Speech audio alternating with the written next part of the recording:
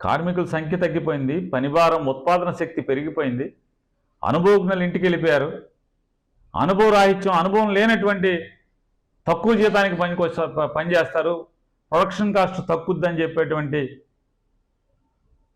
కక్కుర్తి ఆలోచనల మూలంగా యాజమాన్యం తీసుకున్నటువంటి ఈ నిర్ణయాల వల్ల ఇంతమంది కార్మికుల్ని యాజమాన్యం మాత్రమే పొట్టన పెట్టుకుందనేది ఇవాళ ఎవరైనా మనందరం కూడా అంగీకరించి తీరాల్సినటువంటి అంశం.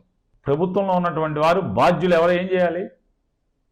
అన్నీ విని రావాలి, వాళ్ళ ఆత్మఘోష వినాలి, వాళ్ళ బాధ వినాలి, ప్రతిదీ ఓర్పుతో ఓర్మితో వినాలి.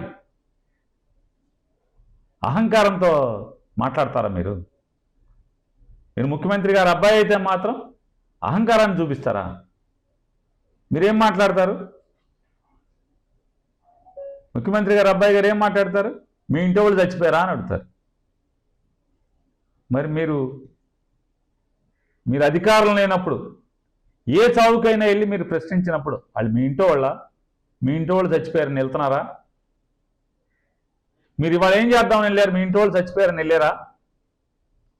మీ ప్రభుత్వం నుంచి, రాష్ట్ర ప్రభుత్వం నుంచి చిల్లి కాని ఏమన్నా ఇవాళ ఏమన్నా ప్రకటించారా మీరు?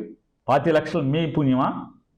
2011లో పెద్ద ఎత్తున ప్రమాదం జరిగితే ఆ ప్రమాదంలో ఎంతోమంది అసూలు వాస్తే కార్మిక లోకం మొత్తం కూడా స్తంభింపజేస్తే ఫ్యాక్టరీని నాడున్నటువంటి యాజమాన్యం 2011లో నాడున్నటువంటి యాజమాన్యం అప్పుడు వరకు 2 లక్షలు 1,50,000 ఇచ్చేటువంటి నష్టపరిహారాన్ని 25 లక్షల రూపాయలు ఆ రోజు ప్రకటించడం జరిగింది, ఇవ్వటం జరిగింది.